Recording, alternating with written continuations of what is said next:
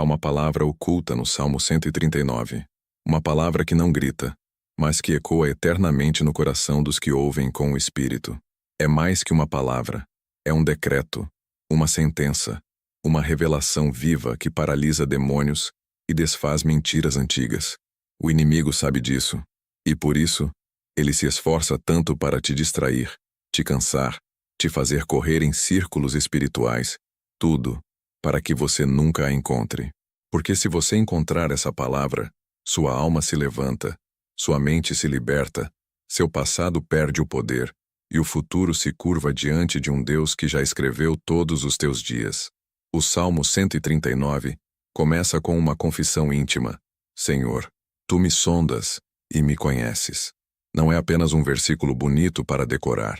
É o início de um confronto, porque ser sondado por Deus significa ser exposto por inteiro. Significa que não há máscara, não há performance, não há sombra onde possamos nos esconder. E isso para muitos é desconfortável. O inimigo se aproveita desse desconforto para te convencer de que é melhor manter as aparências, que é mais seguro vestir a roupa da religiosidade do que se despir diante do santo. Mas o salmista ousa fazer o oposto. Ele se desnuda. Ele convida o olhar que tudo vê a atravessar suas defesas, porque só quem se deixa sondar pode ser curado no profundo. Esse salmo não é uma poesia suave, é uma batalha espiritual escrita em versos. Cada linha desafia as trevas a tentarem apagar aquilo que Deus escreveu com luz. E aqui está o segredo. O inimigo não teme apenas o que você faz. Ele teme quem você descobre que é em Deus.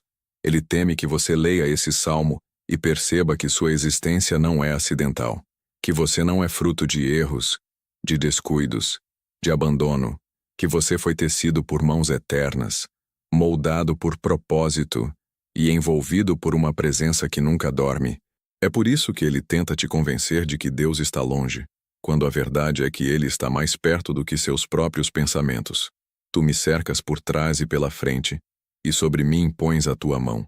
Essa é a sentença que o inferno não consegue anular, porque não importa quão escuro seja o lugar onde você caiu, a mão de Deus ainda está lá.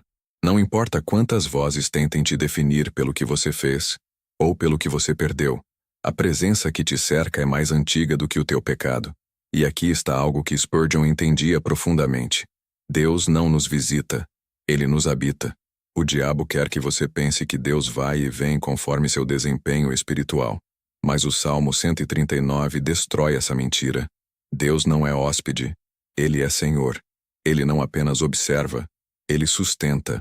Quando Davi escreve: tal conhecimento é maravilhoso demais para mim. É elevado, não o posso atingir. Ele está nos dando uma chave. A consciência da presença divina não é algo que se entende apenas com a mente. É uma verdade que só se desvela ao coração quebrantado. Por isso muitos leem, mas não veem. Cantam, mas não sentem. Pregam, mas não vivem. Porque a presença de Deus não se manifesta onde há orgulho, mas onde há entrega. O inimigo quer que você mantenha Deus como teoria. Mas este salmo quer te levar para a experiência viva. E só há uma maneira de chegar lá: rendição. Esse salmo nos conduz por um caminho, onde cada verso é uma lâmpada acesa no vale da alma. E em cada curva do texto, o Espírito Santo sussurra: você é visto. Você é conhecido, você é amado. Mas o amor aqui não é raso, não é frágil. É um amor que te conhece e mesmo assim te chama.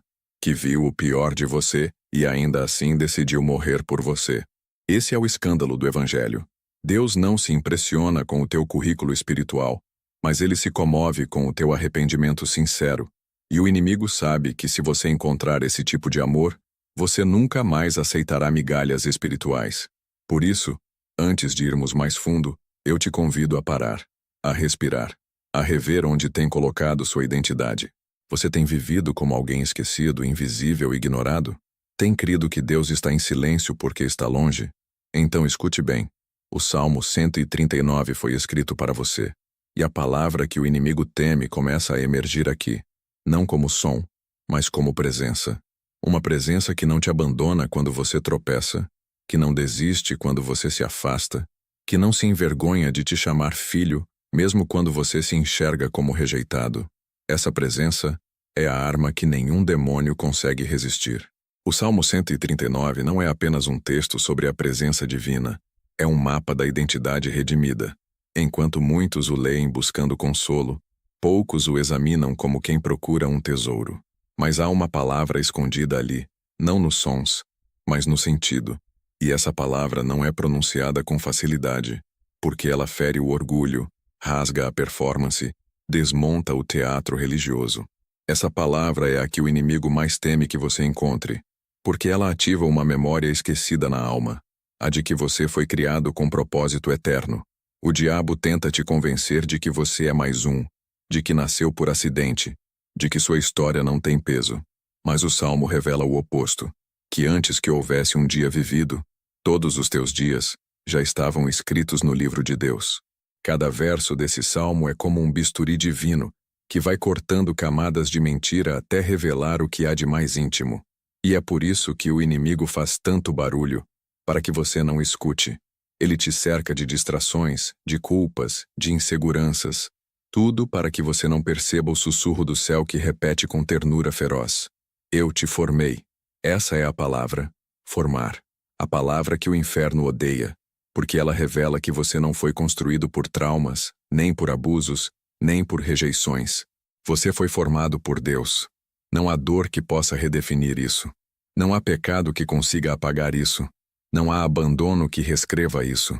A mão que te moldou foi a mesma que traçou os limites dos oceanos. E ela não errou. Spurgeon costumava dizer que Deus não comete erros em sua oficina. Essa frase simples destrói teologias de desempenho e inseguranças enraizadas. Porque se você foi formado por Ele, então cada detalhe em você tem intenção, inclusive os que você tenta esconder. O diabo quer que você tenha vergonha de quem você é, que esconda suas fraquezas, que odeie suas cicatrizes, que fuja de si mesmo. Mas Deus não te moldou para fugir. Ele te moldou para refletir sua glória, inclusive na sua fraqueza, porque é na fragilidade que a graça brilha mais forte. E quem entende isso se levanta com autoridade, não porque se sente forte, mas porque sabe que foi formado pelas mãos do Todo-Poderoso. Davi escreve: Tu formaste o meu interior, tu me teceste no ventre da minha mãe. O verbo formar, aqui no original hebraico, carrega a ideia de escultura, de trabalho artesanal, de envolvimento íntimo. Deus não falou e você apareceu. Ele tocou. Ele entrelaçou células, emoções, vocações. Ele não criou um número. Ele gerou uma alma. Isso significa que não há parte de você que seja irrelevante para Deus, nem mesmo os aspectos que você julga como erros, porque Ele não erra nos bastidores. Ele não improvisa identidades. Ele desenha destinos. E se o céu te formou, o inferno não pode deformar. Essa é a palavra que os demônios odeiam ouvir. Formado. Essa formação não foi só biológica, foi espiritual. Há algo em você que o diabo nunca conseguirá copiar. É por isso que ele tenta te convencer de que você precisa se parecer com os outros para ser aceito, que precisa se encaixar, se camuflar, se calar.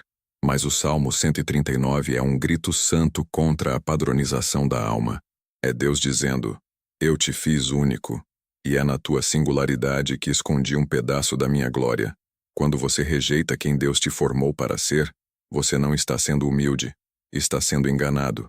Porque a verdadeira humildade não é se diminuir, é reconhecer que tudo o que você é foi dado por Ele, e usá-lo com gratidão, não com medo. O inimigo não tem problema com você frequentar cultos, cantar músicas, falar de Deus. O que ele teme é que você descubra que foi formado para a guerra, que não nasceu para sobreviver, mas para avançar, que não é uma vítima do acaso, mas uma flecha nas mãos de um arqueiro eterno. Essa consciência muda tudo. Ela cura traumas. Ela realinha propósitos. Ela tira o peso da comparação e coloca em você o manto da missão. Porque quando você entende que foi formado por Deus, você para de tentar ser aceito por homens e começa a buscar apenas o bem-estar do Pai. Então, se você quer resistir às mentiras do inimigo, comece aqui. Volte ao ventre. Volte ao princípio. Volte ao toque criador que te esculpiu com intenção eterna. Medite nessa palavra. Repita-a, até que ela cale mais fundo que as vozes da acusação. Você foi formado. E isso basta. Não é seu desempenho que te define. É o toque de Deus. E se ele tocou, então a glória é escondida até nas suas feridas. E é exatamente isso que o inimigo não quer que você descubra. Há uma pergunta que ecoa no coração humano desde o Éden. Será que Deus me vê? É o grito silencioso de quem anda em vales escuros, de quem ora sem resposta, de quem chora onde ninguém pode ver. Mas o Salmo 139 responde essa pergunta com autoridade celestial. Os teus olhos me viram? Essa afirmação é mais do que poesia. É uma sentença eterna. Os olhos de Deus não piscam. Eles não se distraem. Eles não falham. Eles viram você antes que você fosse formado. E continuam vendo mesmo quando você se esconde dos espelhos da alma. O inimigo quer que você pense que Deus te abandonou. Mas a verdade é que há olhos eternos sobre cada passo teu, mesmo quando esses passos tropeçam. Não se trata de um olhar frio, clínico, julgador. É um olhar de um pai que conhece até os pensamentos que ainda nem chegaram à tua boca. É um olhar que não se assusta com teus medos, que não se retira diante da tua vergonha, que não desvia diante da tua escuridão. É um olhar que cura pelo simples fato de continuar ali.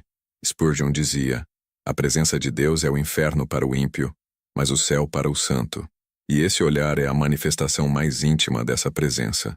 O olhar de Deus é casa, é abrigo, é refúgio no dia da angústia. Quando o diabo sussurra que você está sozinho, é esse olhar que responde: nunca estive distante. Mas esse olhar também confronta, porque quem é visto por Deus não pode mais fingir, não pode mais viver de aparência. Esse salmo não é feito para os que querem manter máscaras. Ele foi escrito para os que desejam ser transformados. Deus não te vê apenas por fora. Ele lê tua intenção, teus pensamentos ocultos, teus desejos não ditos. E mesmo assim, ele permanece. Isso deveria gerar não medo, mas reverência, porque saber que há olhos santos sobre nós todos os dias nos tira da superficialidade e nos empurra para uma vida de verdade. Não uma vida perfeita, mas uma vida real, onde até as quedas se tornam altar de arrependimento. O olhar de Deus é o que te preservou quando você nem sabia o que estava te atacando. É o que impediu que certas portas se abrissem, porque ele viu lá na frente o que você ainda não podia ver. É o que te livrou de relacionamentos, de decisões, de armadilhas emocionais. Quantos livramentos invisíveis você já recebeu porque Deus te viu? E quantas vezes você chorou por uma perda, sem saber que foi o amor de Deus te protegendo? O inferno nunca vai te contar isso. Mas o Salmo sussurra. Os olhos dele estavam lá, nos bastidores da tua vida, na cena que você esqueceu, no trauma que ninguém entendeu. Ele viu tudo, e por isso, ele pode curar tudo. E há mais. Esse olhar não apenas te vê, ele te escreve. No teu livro foram escritos todos os meus dias.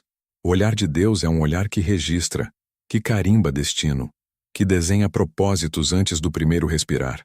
Isso significa que tua história não é um rascunho, que teus dias não estão soltos ao acaso.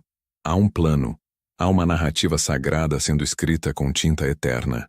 E mesmo os capítulos de dor, mesmo as páginas manchadas pelo pecado, são redimidas quando entregues ao autor. Spurgeon dizia: Deus escreve com linhas tortas para mostrar que a caligrafia dele é mais forte que o caos. Quando você entende isso, a ansiedade se curva, o medo perde a voz e a comparação morre, porque você não precisa mais competir com a história de ninguém. O olhar que te viu no ventre continua te olhando no vale. E se ele ainda vê, é porque ele ainda está escrevendo. A história não acabou. O capítulo não se encerrou. Ainda há páginas virgens aguardando tua rendição. E cada rendição sua é uma caneta nova nas mãos de Deus. O inimigo quer que você pare aqui, mas o olhar de Deus está dizendo: segue. Estou vendo. Estou contigo. E estou escrevendo. Talvez você não sinta. Talvez tudo pareça escuro demais agora. Mas o olhar dele permanece. Ele não precisa de luz para te enxergar. Ele é a luz. E se você crer nisso, mesmo no escuro, você descobrirá que os olhos dele são faróis que guiam. Eles não te perdem de vista, nem por um segundo.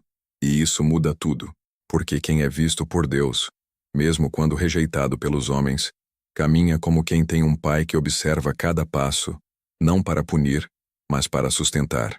O Salmo 139 não é apenas uma declaração da grandeza divina, é também uma jornada pelos vales ocultos da alma. Davi não escreve do cume da vitória, mas do lugar onde a escuridão se mistura à esperança.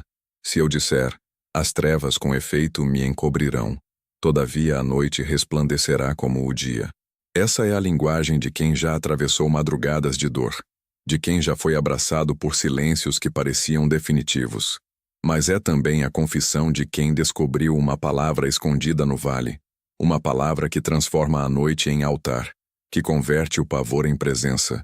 Essa palavra é ainda.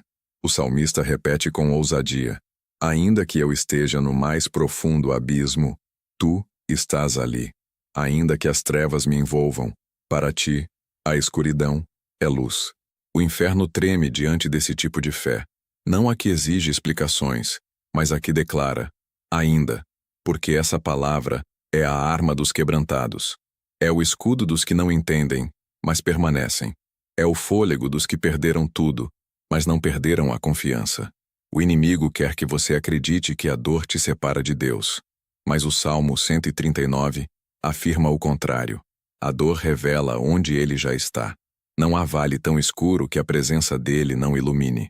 Spurgeon ensinava que a fé verdadeira não caminha por claridade, mas por convicção. E é no vale que essa convicção se prova, porque no vale os sentidos se calam, os apoios humanos desaparecem, e tudo o que resta é o que realmente importa, a presença. A religião superficial não sobrevive nesse ambiente. A performance se desfaz. O verniz religioso se dissolve, e ali, no chão, no pranto, no silêncio, brota a fé que resiste, a fé que não exige sinais para continuar. A fé que diz, se estou aqui, ele também está. Porque Deus não espera você sair do vale para te encontrar. Ele entra no vale primeiro, e o sussurro dele ali é mais forte do que qualquer grito do medo. É nessa escuridão que a palavra escondida brilha mais, porque ainda não é uma palavra de resignação, é uma palavra de guerra espiritual. Ela declara que o diagnóstico não é a última palavra, que a noite não vai definir tua história, que o abandono não é absoluto, que a falência emocional não é final, que mesmo que tudo diga fim, há uma presença que sussurra, ainda estou aqui. E onde Deus está, tudo pode ser refeito, tudo pode ser redimido, tudo pode começar de novo. Esse é o milagre silencioso que o Salmo proclama. Não que a dor desaparece, mas que ela é invadida pela glória. Davi não nega a escuridão, ele a reconhece, mas ele também reconhece algo maior, que para Deus, a escuridão é dia. Isso muda tudo, porque significa que não é preciso ver para crer, não é preciso sentir para confiar. A presença dele não depende da tua percepção, ela é anterior à tua dor, e mais poderosa que tua confusão. O vale não é o fim, é o ventre onde a palavra escondida é gerada, e essa palavra, quando encontrada, transforma tua angústia em semente. Ela não nega a lágrima, mas faz da lágrima um rio que irriga promessas. Talvez hoje você esteja nesse vale. Talvez ninguém saiba. Talvez até você tenha acreditado que Deus se foi. Mas se ainda há um fio de fé, uma fagulha de esperança, então há um ainda, ressoando no invisível. E essa palavra é suficiente para sustentar um exército inteiro. Não ignore o que ela está dizendo. Ainda há graça. Ainda há propósito. Ainda há um Pai. E mesmo que você não o veja, Ele está aí, respirando com você, lutando por você, chorando contigo, e vencendo o inferno por dentro do teu vale. Então hoje, apenas declare essa palavra, não com força emocional, mas com fé rendida. Ainda, diga isso sobre tua alma, sobre teu futuro, sobre tua fé, sobre aquilo que você pensa que acabou, porque Deus não termina histórias que Ele mesmo começou. E enquanto houver um ainda entre você e Ele, não há noite que permaneça para sempre. O sol voltará, mas até lá, a presença dele continuará queimando no escuro, provando que o vale não é teu túmulo, é teu altar. Há momentos na caminhada em que tudo parece silenciar. O céu parece distante, as respostas cessam, os sinais somem, e no fundo da alma nasce a dúvida. Será que Deus ainda está comigo? O Salmo 139 Não responde essa pergunta com explicações. Ele a confronta com presença. Porque mesmo quando a voz de Deus parece calar, ele continua ali. Mesmo quando o ambiente espiritual parece estéril, ele não se foi. A ausência de sensações não é ausência de Deus. O silêncio não é abandono. Às vezes é justamente nesse silêncio que ele mais fala. Não com palavras, mas com presença. Não com ruídos, mas com sustento. Quando o silêncio grita teu nome, é porque Deus está chamando tua fé para amadurecer. É aqui que muitos tropeçam. Acostumaram-se com uma fé movida a estímulos, a sentir algo para crer, a depender de confirmações constantes. Mas o verdadeiro relacionamento com Deus é forjado no secreto. É na ausência de respostas que a fé revela se é raiz ou apenas folha. Quando Davi escreve que não há lugar onde ele possa fugir da presença divina, ele está dizendo que nem o silêncio é capaz de apagar o olhar de Deus. Há um mistério profundo aqui. Deus não precisa falar para estar presente. Ele é presença. E saber disso transforma o silêncio em escola, a dúvida em disciplina e a espera em altar. É preciso discernimento espiritual para perceber que muitas vezes o silêncio de Deus é um convite ao crescimento. Quando ele se cala, ele está treinando tua sensibilidade. Está revelando aonde está teu apego, na presença ou nas sensações. Está purificando tua busca. Você o quer por quem ele é ou pelo que ele faz? O Salmo diz que Deus conhece cada palavra antes mesmo que ela chegue à boca. Ou seja, ele já sabe. Não é preciso gritar para que ele ouça. Ele já está ouvindo. Mas às vezes ele silencia para que você ouça a si mesmo, para que descubra onde tua fé realmente está fundamentada.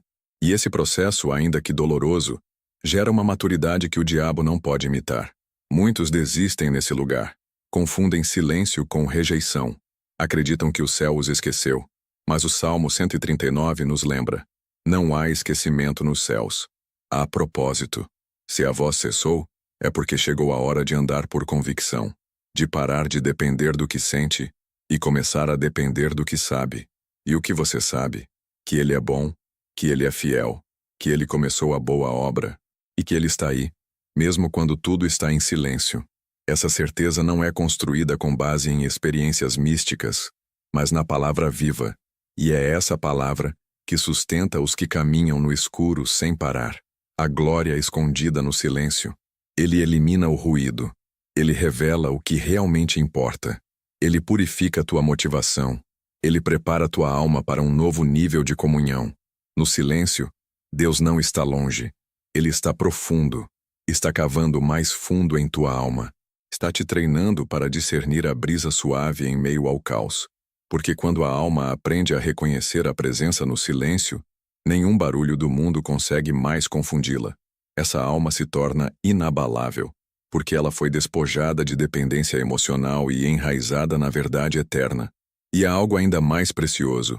Quando você sobrevive ao silêncio, você se torna resposta para os outros que ainda estão nele. Você carrega consolo não porque tem todas as respostas, mas porque sabe que a presença é suficiente.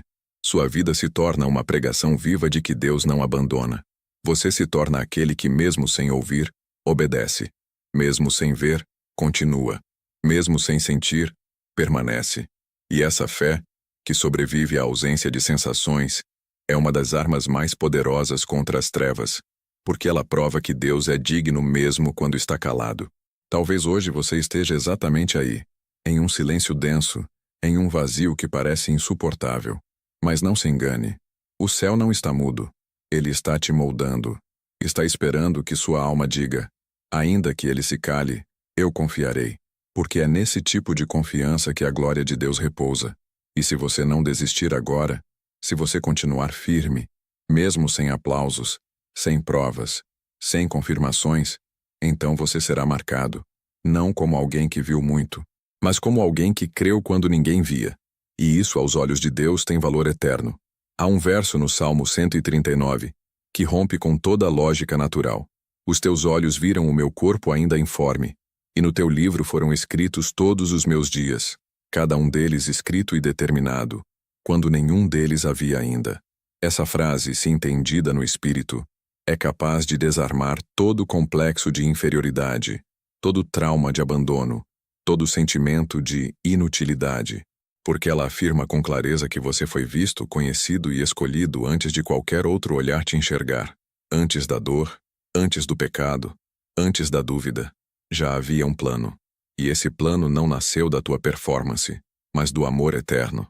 Essa verdade é como uma âncora para a alma em dias de tempestade. Quando tudo diz que você é um erro, quando o passado tenta te rotular, quando a sociedade tenta te empurrar para fora do propósito, esse verso te puxa de volta para o centro. Você não começou no ventre, começou no coração de Deus. E se foi Deus quem te viu primeiro, nenhum outro olhar pode te definir. Nenhum outro julgamento pode anular o decreto do Criador. Essa é a segurança que o inimigo quer arrancar de você. A consciência de que sua origem é celestial. E por isso teu destino também é. Muitos vivem tentando se encontrar. Buscam em livros, em cursos, em experiências, em relacionamentos. Tentam entender quem são, por que estão aqui, o que vieram fazer. Mas o Salmo 139 não apenas responde essas perguntas. Ele revela que elas já estavam respondidas antes mesmo de você nascer. Deus escreveu tua história com antecipação divina. Isso não significa que tudo está predeterminado como se você fosse uma marionete, mas sim que há um script eterno disponível, esperando tua rendição para se cumprir. E quanto mais cedo você se alinhar com esse livro, mais cedo começará a viver a vida que realmente vale a pena. Essa perspectiva muda completamente a forma como enfrentamos a dor, as perdas, os atrasos aparentes. Porque mesmo quando tudo parece fora do lugar, há um autor que continua escrevendo. Ele não rasura, ele redime, ele transforma até mesmo os desvios em caminhos de retorno. Mas é preciso confiança. É preciso abrir mão do controle e dizer: eu não entendo tudo, mas sei que fui conhecido antes de existir. E isso basta. Essa convicção não te exime de responsabilidade. Pelo contrário, te chama à obediência com urgência. Porque se há um plano, há também um tempo. E se há um tempo, há um chamado para que você desperte e caminhe nele. Esse livro mencionado no Salmo não é simbólico. É a representação de uma realidade espiritual invisível, onde Deus inscreveu propósitos, estações, encontros, batalhas e vitórias. É um livro que não pode ser lido com os olhos naturais, mas pode ser acessado por meio da intimidade. Quanto mais perto você anda de Deus, mais você discerne as páginas escritas para você. E quanto mais longe, mais você se confunde entre as vozes do mundo e as do céu. Por isso, há tantos crentes vivendo sem direção. Conhecem o Deus da salvação, mas não o Deus da vocação. Foram salvos, mas nunca foram despertados. Mas hoje pode ser esse dia. O dia em que o Espírito Santo sopra sobre teu espírito e reacende a memória do propósito. O dia em que você se lembra que há algo mais, algo maior, algo eterno te esperando. Você não está atrasado demais, não perdeu demais, não estragou tudo, porque o autor da tua vida também é o redentor dela. E ele sabe como reescrever com graça o que o pecado tentou apagar. Mas é preciso decidir. Você vai continuar tentando viver a própria história? Ou vai entregar de volta a caneta para o autor? Quando essa entrega acontece, algo muda. As comparações cessam. A ansiedade enfraquece. A necessidade de aprovação se dissolve. Porque você passa a viver não para impressionar, mas para obedecer. Não para construir um nome, mas para glorificar o nome que já te conhecia antes de tudo. E essa consciência é o começo de uma vida que o inferno não consegue controlar, porque quem sabe que foi conhecido antes de existir, não vive mais com medo do que vem. Vive com fé no que já foi escrito. Nada ameaça mais o reino das trevas do que um filho de Deus que descobre quem é. Não apenas no sentido teológico, mas na prática, na essência, no íntimo. O inimigo não teme a religiosidade, nem mesmo o conhecimento doutrinário acumulado sem vida. O que ele teme é que você creia de verdade no que Deus diz sobre você, porque no momento em que você se vê como Deus te vê, você se torna perigoso. Você deixa de mendigar aprovação, deixa de negociar princípios, deixa de viver à sombra do medo. Você entra num nível de autoridade que não se conquista com cargos, mas com consciência espiritual. E é aí que a guerra começa de verdade. O Salmo 139 é mais do que uma oração. É uma ameaça ao inferno. porque cada verso revela a intimidade entre o Criador e sua criatura. E essa intimidade, quando compreendida, gera ousadia, gera coragem, gera resistência. Quando Davi declara que Deus conhece até os pensamentos antes que eles surjam, ele está dizendo: eu não sou estranho para Deus. E quem sabe que não é estranho para Deus, não se curva diante das acusações do diabo, porque a acusação só encontra solo fértil onde há dúvida sobre a identidade. Mas onde há convicção, a culpa se torna oração, a queda se torna escola, e a luta se transforma em adoração. O inimigo odeia quando alguém entende que foi formado com intenção. Ele faz de tudo para esconder isso. Usa rejeições, traumas, abusos, comparações. Ele tenta distorcer sua imagem diante do espelho, e principalmente diante do espelho da alma. Ele sussurra: você é pouco, você não é suficiente, você está atrasado. E se você acreditar, viverá como quem não tem valor, mesmo estando cheio de potencial divino.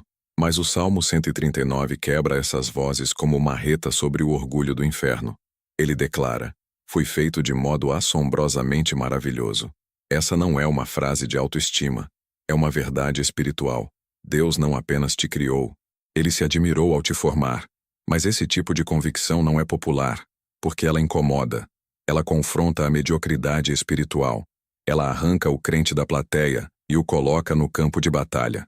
Quem entende sua identidade não vive mais como espectador. Ele se torna a resposta.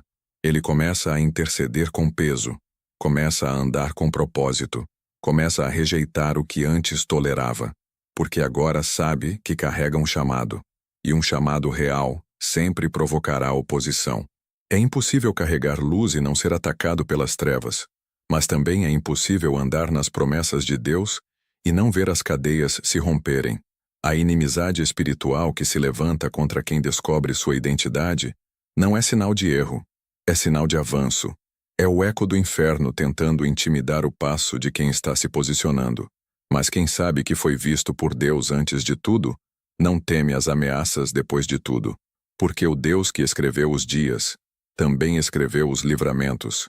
O mesmo que formou tua alma, formou a rota de escape. Ele não apenas te criou, ele te sustenta. E ele mesmo se levanta como guerreiro quando alguém ousa crer de verdade naquilo que ele declarou. Esse tipo de vida não é confortável, mas é gloriosa. Ela custa renúncia, custa perseguição, custa silêncio, mas também carrega peso eterno. E é por isso que o inimigo tenta te manter adormecido. Ele prefere ver você entretido com religião do que inflamado por propósito. Ele prefere te ver ocupado com agenda do que cheio do Espírito. Mas hoje, se você entendeu o que esse salmo está dizendo, então algo precisa mudar. Você não pode mais viver como quem espera algo acontecer. Você foi feito para provocar movimento. Você foi moldado para carregar presença. E aqui está a verdade mais temida pelas trevas. Você foi autorizado, não por homens, não por títulos, mas pelo próprio Deus. Ele te viu, te chamou e te comissionou. E ainda que você não saiba o caminho inteiro, o primeiro passo é dizer sim. Sim para o chamado, sim para a verdade, sim para o preço. Porque uma vez que você se levanta com identidade, você se torna incontrolável. O inferno pode tentar atrasar, mas não pode parar. Porque quando um filho descobre quem é, até os céus se movem. E esse movimento já começou em você. O Salmo 139 termina com um pedido ousado. Uma oração que muitos repetem, mas poucos compreendem. Sonda-me, ó Deus, e conhece o meu coração. Prova-me, e conhece os meus pensamentos. Não é um versículo para decorar. É um convite à invasão divina. É Davi dizendo: não quero ser apenas visto por ti, quero ser transformado por ti. E esse pedido ainda hoje continua sendo o clamor que muda tudo. Porque quem ora assim não está buscando consolo, está clamando por confrontação. Quem pede para ser sondado está disposto a ser despido, a ser quebrado, a ser refeito. Essa oração é o oposto da religiosidade, porque a religião quer esconder, quer manter aparências, quer controlar a exposição. Mas essa súplica é o ato mais vulnerável de uma alma que não suporta mais viver de fachada. É o grito de quem entendeu que não basta parecer justo, é preciso ser. E só o Espírito Santo pode fazer essa obra. Só ele pode sondar as motivações, separar o santo do profano dentro de nós, arrancar raízes de amargura e plantar sementes de verdade. E por isso o inimigo odeia essa oração, porque quando ela é feita com sinceridade, o fogo de Deus desce, e nada permanece igual. Prova-me. Essa parte é ainda mais intensa, porque não se trata de Deus encontrar algo, mas de permitir que ele revele, permitir que ele nos exponha à sua luz até que toda sombra perca o poder. É aceitar a fornalha, é entrar no processo, é abrir mão do controle. Muitos querem a glória de Deus, mas rejeitam o crivo da santidade.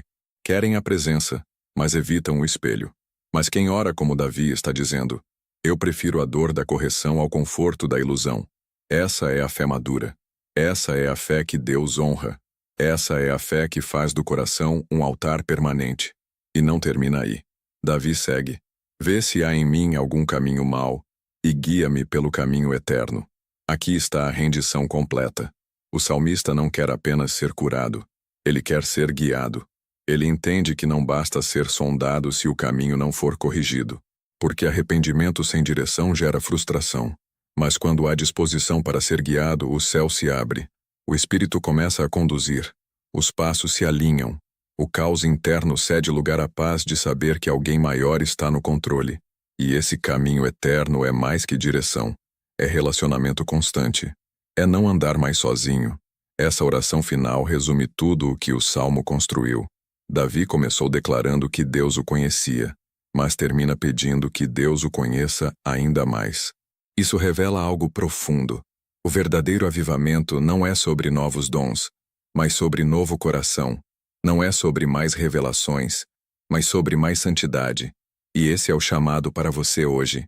O Espírito está dizendo: deixe-me sondar, deixe-me mostrar o que você não vê, porque há caminhos dentro de nós que parecem certos, mas nos afastam de Deus. Há pensamentos que parecem justos, mas carregam orgulho.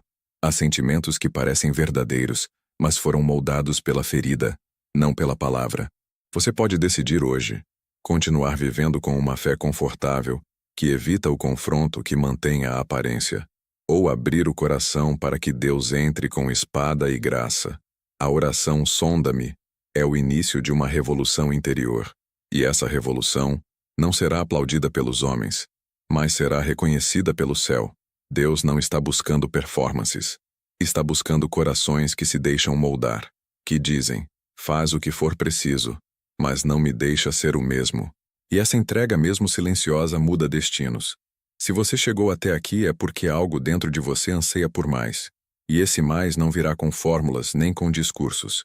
Ele virá com rendição, com lágrimas, com joelho no chão, com a alma exposta diante do Deus que vê tudo, e mesmo assim permanece. Então, hoje, faça essa oração, não como ritual, mas como ruptura. Diga: sonda-me. Diga com coragem. Diga com verdade. Porque essa é a palavra que o inimigo mais teme: uma alma rendida. E onde há rendição, há fogo. E onde há fogo, há glória. E onde há glória, há transformação.